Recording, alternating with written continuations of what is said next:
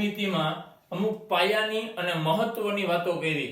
હવે યામ ભૂમિતિમાં કોઈ પણ બે બિંદુઓ આપેલા હોય, માની લો કે અહીંયા P અને અહીંયા Q, અથવા તો અહીંયા A અને B, આ બે વચ્ચેના અંતર મેળવવા હોય તો એ અંતર કઈ રીતે મળે? આપણને એમ કે P થી Q સુધીનું અંતર કેટલું છે, A થી B સુધીનું અંતર કેટલું છે, તો આ અંતર કઈ રીતે મેળવવા? તો જો એની પહેલા આપણે એક વાત કરીએ। માનો કે અહીંયા કોઈ બિંદુ A છે, આ A ના યામ છે 2 0। હવે અહીંયાથી આપણે x અક્ષ ઉપર લંબ દોરીએ, x અક્ષ ઉપર લંબ દોરતા ન્યા કોઈક બિંદુ છે P, તો આ P ના પણ કઈક યામ હશે કે નહીં? અથવા તો અહીંયાથી આપણે y અક્ષ ઉપર લંબ દોરીએ તો આ y અક્ષ ઉપરના કોઈ બિંદુના પણ યામ હશે। તો આ બિંદુમાંથી x અક્ષ ઉપર આપણે જે લંબ દોર્યો અને એ લંબ આગળનું જે બિંદુ હોય એને કહેવાય એનો લંબપાદ। આપણે આને લખી શકીએ a માંથી x અક્ષ પરનો લંબપાદ કોણ છે? P। અને આ બિંદુમાંથી y અક્ષ પરનો લંબપાદ, માની લો કે આપણે અહીં નામ આપીએ r, તો y અક્ષ ઉપર જે લંબ દોર્યો આ લંબ આગળનું જે બિંદુ છે એને કહેવાય y અક્ષ પર દોરેલો લંબપાદ, એટલે કે આ બિંદુ r। તો આપણને આવું પણ પૂછે એક માર્ક્સમાં કે બિંદુ A of 2 5 માંથી x અક્ષ ઉપર દોરેલા લંબના લંબપાદના યામ જણાવો। તો આના યામ શું થશે P બિંદુના? તો જો આપણે અહીંયાથી લંબ દોરીએ તો x અક્ષ ઉપરનું બિંદુ છે તો એનો y યામ કોણ હોય? 0। અને આપણે આગળ વાત કરી કે જો આમ સીધી લાઈન આવતી હોય તો એ દરેક જગ્યાએ x યામ સમાન હોય, તો અહીં x યામ શું હશે? 2। તો આ P બિંદુના યામ આવશે 2 0। જો અહીંયા બગડો હોય તો જ અહીંયા બગડો હોય, બાકી ના હોય। હવે y અક્ષ ઉપરનો લંબપાદ શું થશે? y અક્ષ ઉપરના કોઈ પણ બિંદુમાં x યામ 0 હોય, y યામ તો કે આ લાઈનમાં દરેક જગ્યાએ સમાન હોય। અહીંયા કોણ છે? 5, તો અહીંયા કોણ આવશે? પાંચડો। માની લો કે આપણી પાસે એક બિંદુ છે, બિંદુના યામ છે -3 2। આપણને એમ કહે કે આમાંથી x અક્ષ ઉપર દોરેલા લંબના લંબપાદના યામ જણાવો। તો અહીંયાથી આપણે લંબ દોરશું x અક્ષ ઉપર, તો આનો લંબપાદ હશે, તો આનો જે x યામ છે એ જ x યામ અહીંયા હોય, y યામ 0। હવે y અક્ષ ઉપરનો લંબપાદ કીએ તો આનો x યામ 0, y યામ આમાં છે એ જ કોણ? 2। તો હવે આપણને આની આકૃતિની જરૂર ના પડે। માનો કે આપણને પ્રશ્ન પૂછે -7 -1.5 આવું કોઈ બિંદુ હોય, જો પેલી વાત એ બિંદુના યામ હંમેશા પૂર્ણાંક જ હોય એવું જરૂરી નથી, અપૂર્ણાંક હોય, વર્ગમૂળ વાળા હોય, ગમે એવા હોઈ શકે। તો હવે પ્રશ્ન એવો પૂછે કે આ બિંદુમાંથી x અક્ષ ઉપર દોરેલા લંબપાદના યામ જણાવો। તો x અક્ષ ઉપર દોરવો હોય તો x યામ -7 જ રહેશે, y યામ થઈ જાય 0। જો y અક્ષ ઉપરનો લંબપાદ પૂછે તો x યામ 0, y યામ -1.5। માની લો કે આ આકૃતિમાં આપણે વાત કરીએ એ બિંદુમાંથી x અક્ષ ઉપર લંબ દોરવામાં આવે તો આના લંબપાદના યામ શું થાય? આનો x યામ કોણ છે? x1 y1 મેં યામ લીધા છે, તો આનો x યામ કોણ આવશે? x1, y યામ 0। અહીંયાથી માનો કે આપણે x યામ અહીંયા લંબ દોરીએ તો આનો લંબપાદ શું થશે? x2 0 થશે। x યામ છે આનો x2, તો અહીંયા પણ x2 આવશે, y યામ શું આવશે? 0। પછી અહીંયાથી આપણે y અક્ષ ઉપર લંબ દોરીએ તો આ બિંદુના યામ શું થશે? x યામ 0, y યામ y1। આ બિંદુમાંથી દોરવું હોય તો આના માટે શું આવશે? x યામ 0, y યામ કોણ છે? y2। હવે આપણને આ વસ્તુ ક્લિયરલી મગજમાં બેસે કે કોઈ પણ બિંદુ આપ્યું હોય ત્યાંથી x અક્ષ ઉપર લંબ દોરવામાં આવે તો એ બિંદુના યામ કેવા હોય? y અક્ષ ઉપર લંબ દોરવામાં આવે તો એ બિંદુના યામ કેવા હોય? હવે આપણે વાત કરીએ P અને Q વચ્ચેનું અંતર મેળવવું હોય તો શું કરી શકાય? P ના યામ છે 2 0, Q ના યામ માનો કે છે 5 0। તો આ બે વચ્ચેનું અંતર કેટલું હશે? તો જો અહીંયા 0 1, અહીંયા 2 લીધા 3 4 અને અહીંયા છે પાંચડો। તો P થી Q ની અંદર કેટલા આંકડાઓ આવ્યા? 2 3 4 અને 5। તો આ એક એકમ થયું, 2 એકમ, 3 એકમ। કેટલા એકમ થયું અંતર? 3 એકમ। અહીંયાથી અહીંયા સુધીનું અંતર 3 એકમ થાય। માની લ્યો કે આપણે આવું લઈએ, અહીંયા -2 હોય, -1, 0, 1, 2 અને 3. અહીંયા આપણે નામ આપીએ a, અહીંયા નામ આપીએ b. આપણને એમ કે a અને b વચ્ચેનું અંતર જણાવો, તો a ના યામ શું હોય? -2 0. b ના યામ શું હોય? 3 0. હોય કે ના હોય? તો આ બે વચ્ચેનું અંતર શું થશે? તો આની વચ્ચે જેટલા કાપા છે એટલું જ અંતર હોય. આ 1, 2, 3, 4 અને 5. તો -2 થી 3 સુધીનું અંતર કેટલું થશે? 5 એકમ થશે કે નહીં? એ જ રીતે આપણે ઊભી લાઈન માટે વાત કરીએ. આ વાત કોની કરી? આપણે x અક્ષ ઉપર કોઈ પણ બે બિંદુ હોય એના માટેની. હવે y અક્ષ ઉપર કોઈ પણ બે બિંદુ આપ્યા હોય તો એના યામ કઈ રીતે મળે? માની લ્યો કે આપણી પાસે આ y અક્ષ છે, અહીંયા છે 5, 4, 3, 2, 1, અહીંયા હવે 0, -1, -2, -3. અહીંયાથી અહીંયા સુધીનું આપણે અંતર મેળવવું છે. કેટલું છે એ? માનો કે આ છે t બિંદુ, આના યામ શું થાય? 0, 5. આને આપણે કહી દઈએ માનો કે s, આના યામ થાય 0, -3.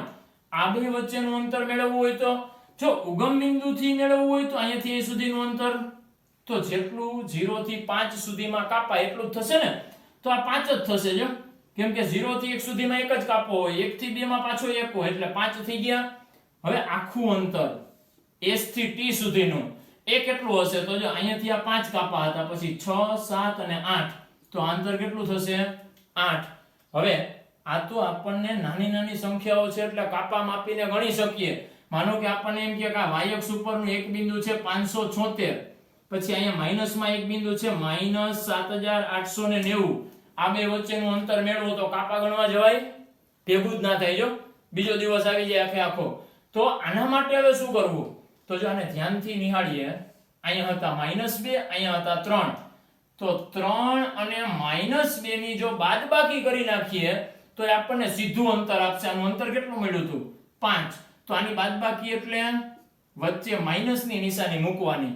તો આ શું થાય? 3 +2 કેટલું મળ્યું? 5. આ બે વચ્ચેનું અંતર મેળવવું હોય, 5 અને -3 વચ્ચેનું, તો 5 હતા, -3 હતા, વચ્ચે માઈનસની નિશાની મૂકી દો. શું થાય? 5 +3 બરાબર 8 મળે છે. આ બે વચ્ચેનું જોતું હોય તો બેની બાદબાકી. તો આ x અક્ષ ઉપરના બિંદુ હતા, આ y અક્ષ ઉપરના બિંદુ હતા, તો એના યામ ડાયરેક્ટ આ રીતે મળે. પણ હવે આપણને ક્યારે કામ આપે? x અક્ષ ઉપરના બે બિંદુઓ x1 0 અને x2 0 છે. તો આ બે વચ્ચેનું અંતર કેટલું હશે વ્યાપક રીતે પૂછે તો આપણે શું કરવાનું? y યામ તો બેના 0 છે, તો x યામની બાદબાકી, એટલે કે x1 - x2. ક્યારે કામ પૂછે? a0 b0. બે વચ્ચેનું અંતર કેટલું હોય? તો કે a - b. હવે આપણે બીજું જાણીએ છીએ કે અંતર ક્યારેય ઋણ હોય નહીં. તો અહીંયા આપણે -2 0 અને 3 0 લીધા. આની સાથે આપણે આને સરખાવીએ અથવા તો આની સાથે સરખાવીએ તો a બરાબર કોણ આવ્યું? -2. b બરાબર કોણ આવ્યું? 3. તો મેં શું લખ્યું? a - b. તો આ બેની બાદબાકી શું થાય? પહેલા -2 પછી -3 એટલે આ મળી -5. તો ક્યારેય અંતર ઋણ હોય નહીં. જો આપણી પાસે આંકડાઓ હોય તો એને આપણે આ રીતે ગોઠવીને +5 લખી શકીએ, પણ આવી રીતે વ્યાપક રીતે પૂછે તો અંતર માઈનસમાં મળ્યું. જો તો આવું શક્ય નથી. એટલા માટે આપણે માનાંકની સુવિધા છે, માનાંકનો ઉપયોગ કરી શકીએ. જો વ્યાપક આપ્યું હોય તો માનાંકની નિશાની મૂકી દેવાની. આનો મતલબ શું થાય? તો માનાંકમાં a - b. હવે આપણે આ મૂકશું તો આના બરાબર એવું -2 -3 માનાંકમાં, આની બાદબાકી થાય -5.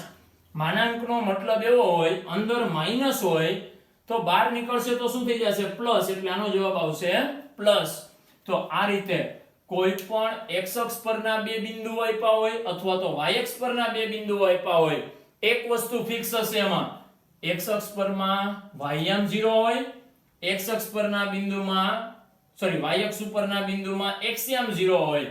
તો બેના બાકીના જે યામ વધે છે એની બાદબાકી કરવામાં આવે તો આપણને સીધું એ બે વચ્ચેનું અંતર મળે.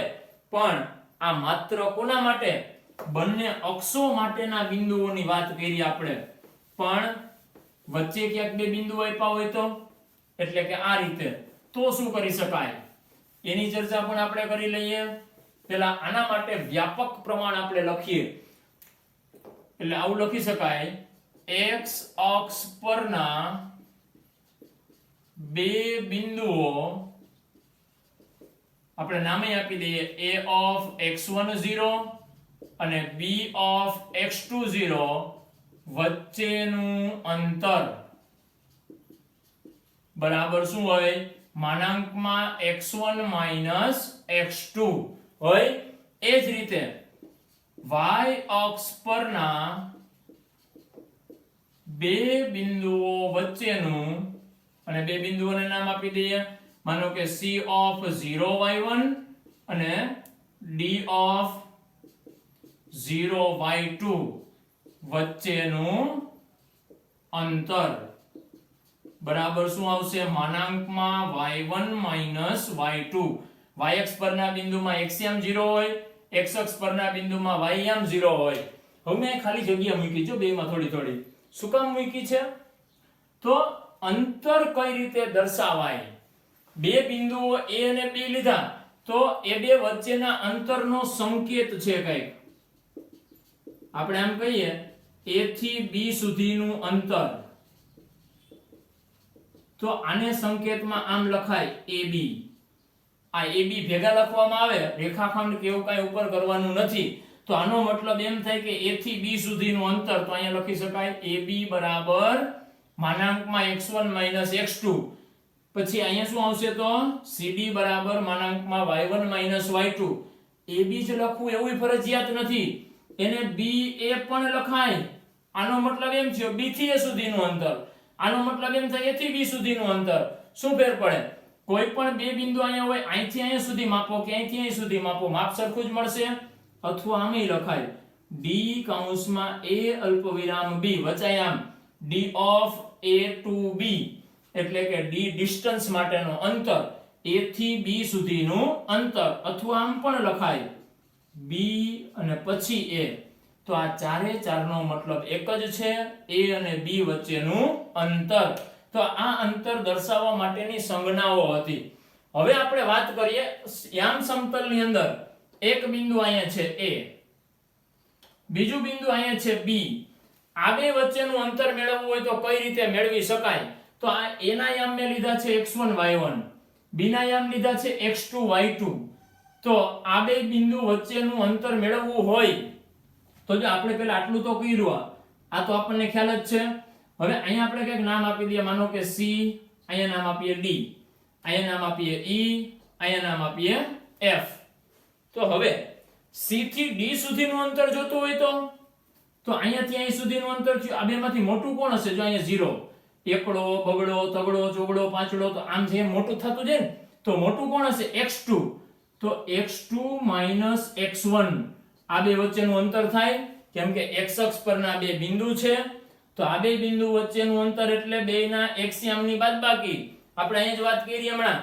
માનાંક છે પણ મેં અહીં માનાંક નથી કર્યો કેમ કે આપણને ખબર છે કે આ ભાઈ મોટા જ હશે આગળ છે એટલે આ બે વચ્ચેનું અંતર શું થાય y2 y1 થશે કે નહીં y યામની બાદબાકી બેમાં હવે આ બે વચ્ચેનું અંતર અને આ બે વચ્ચેનું અંતર મળ્યું હવે જો હું અહીંથી એક રેખાખંડ દોરું તો અહીં એક ત્રિકોણ બને જો અને આ કાટકોણ ત્રિકોણ હશે આપણે આ બેને સમાંતર દોરીએ તો આવું શું કામ કરીએ છીએ AB વચ્ચેનું અંતર મેળવવા માટે તો માની લ્યો કે અહીંયા કોઈ બિંદુ છે x નહીં વાપરીએ આપણે માનો કે G કેમ કે x અહીં આપણે વાપરેલો છે તો આ કાટકોણ ત્રિકોણ તૈયાર થયો છે અહીં આપણે મેળવવાનું શું છે AB AG નું માપ શું હોય તો કે આ માપ અને આ માપ બે સમાન હશે તો આ માપ કેટલું છે x2 x1 તો અહીંયા લખી શકાય x2 x1 AG નું માપ શું થયું આની ઉપરથી AG બરાબર x2 x1 એ જ રીતે BG 3G ઈ બધાયના માપ શું થશે BG નું માપ આના જેટલું હોય જો AF જેટલું કેટલું છે y2 y1 થશે તો એ કોણ હતી BG એનું માપ શું મળ્યું y2 y1 તો આ માપ અને આ માપ મળી ગયું ત્રિકોણ કાટકોણ ત્રિકોણ છે પાયથાગોરસનો પ્રમેય આપણે જાણીએ છીએ AB નો વર્ગ એટલે કે કર્ણનો વર્ગ બાકીની બે બાજુના વર્ગના સરવાળા જેટલો હોય તો તો AG વર્ગ વત્તા BG વર્ગ થશે. AB નો વર્ગ તો આપણે જોઈએ છે, સામે AG નો વર્ગ એટલે આ બે આનો આખાનો વર્ગ થશે x2 x1 નો વર્ગ વત્તા BG નો વર્ગ એટલે y2 y1 નો વર્ગ. આ આપણને AB નો વર્ગ મળ્યો, પણ આપણે શું જોઈએ છે AB. તો બે સાઈડ વર્ગમૂળ લઈ લઈએ તો અહીંયા શું આવશે AB, સામે શું આવશે છાયામાં x2 x1 નો વર્ગ વત્તા y2 y1 નો વર્ગ. તો આ આપણું અંતર સૂત્ર છે. હવે અહીંયા એક પ્રશ્ન એવો થાય કે અહીંયાથી આપણે વર્ગમૂળ ઉડાડી દીધા તો અહીંયાથી નહીં ઉડે, અહીંયા બે પાસે છે જો, તો અહીંયા ના ઉડે, વચ્ચે પ્લસ ની નિશાની છે.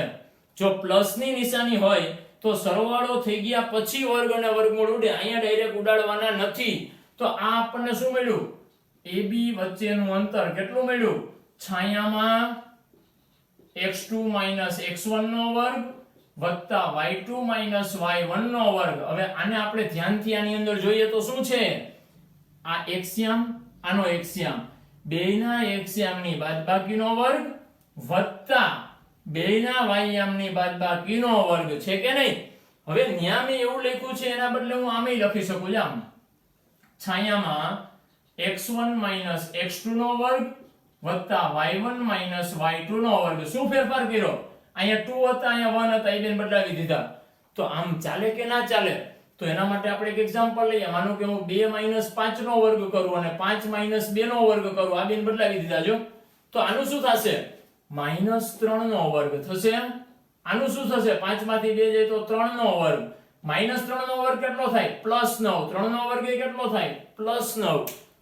વર્ગ હોય તો આ બેને બદલાવી શકાય, જો એકી ઘાત હોય તો બદલાવી ના શકાય. એટલા માટે જો આ બે આડાઅવળા થઈ જાય તોય આપણને ક્યારેય તકલીફ પડશે નહીં. આ આપણેનું સૂત્ર તારવું કહેવાય. આપણને આની તારવણી પૂછાતી નથી, આપણે માત્ર સૂત્રથી મતલબ છે, આને આપણે યાદ રાખવાનું છે. હવે આના ઉપરથી અંતર સૂત્ર એટલે કે બે બિંદુઓ વચ્ચેનું અંતર મેળવવું કેમ, કેવો પ્રશ્ન આપ્યો હોય ત્યારે આ સૂત્ર વપરાય. તો એના માટે આપણે એક ઉદાહરણ પણ લઈ લઈએ. માનો કે આપણને એવો પ્રશ્ન પૂછે કે એક બિંદુ છે 2 3 અને બીજું બિંદુ B છે 4 0. આ બે વચ્ચેનું અંતર મેળવવું છે. તો આ બે વચ્ચેનું અંતર શું મળે, તો શું કરવાનું AB બરાબર વર્ગમૂળમાં બેના એક્સિયમની બાદબાકી 2 4 નો વર્ગ વત્તા વાયયામની બાદબાકી 3 0 નો વર્ગ. જો આપણે ત્યાં જ કર્યું છે, બેના એક્સિયમની બાદબાકી એનો વર્ગ વત્તા વાયયામની બાદબાકી એનો વર્ગ. તો 2 4 એટલે -2, -2 નો વર્ગ 4, 3 0 એટલે 3, 3 નો વર્ગ થાય 9. તો આ શું મળ્યું 9 ને 4 13, 13 નું વર્ગમૂળ નીકળે નહીં. તો બસ આ આપણો જવાબ. આનો મતલબ એમ થાય A અને B વચ્ચેનું અંતર √13 છે. જો આપણે આને યામ સમતલમાં દર્શાવીએ તો અહીંયા 0 1 2 3 4, 1 2 અને 3, 2 3 બિંદુ ક્યાં હોય, B અહીંયા 3 અહીંયા, એટલે આ બિંદુ અહીંયા 4 0 x અક્ષ ઉપર. તો આ બે વચ્ચેનું જે અંતર છે એ √13 જેટલું હોય. તો આ રીતે આપણે આનો ઉપયોગ કરવાનો છે. આપણને એમ કે ઉગમ બિંદુથી બિંદુ AB નું અંતર, કોઈ પણ બિંદુ આપ્યું હોય AB, વ્યાપક રીતે લઈ લઈએ. ઉગમ બિંદુથી અહીંયાનું સુધીનું અંતર, તો ઉગમ બિંદુ કોણ હોય 0 0. આ બિંદુ આ બે વચ્ચેનું અંતર મેળવવું હોય તો વર્ગમૂળમાં બેના એક્સિયમની બાદબાકી A - 0 નો વર્ગ વત્તા વાયયામની બાદબાકી B - 0 નો વર્ગ બરાબર A - 0 નો વર્ગ એટલે A વર્ગ, B - 0 નો વર્ગ એટલે B વર્ગ. તો શું મળ્યું છે આ જ બે અંક હતા એના વર્ગનો સરવાળો અને એનું વર્ગમૂળ. તો ઉગમ બિંદુથી અંતર પૂછે તો જે બિંદુનું કીધું હોય એના જ બે યામના વર્ગનો સરવાળો અને એનું વર્ગમૂળ. તો આપણે આખા ચેપ્ટરની અંદર આ એક સૂત્રને આધારિત જ બધું કામ કરવાનું છે.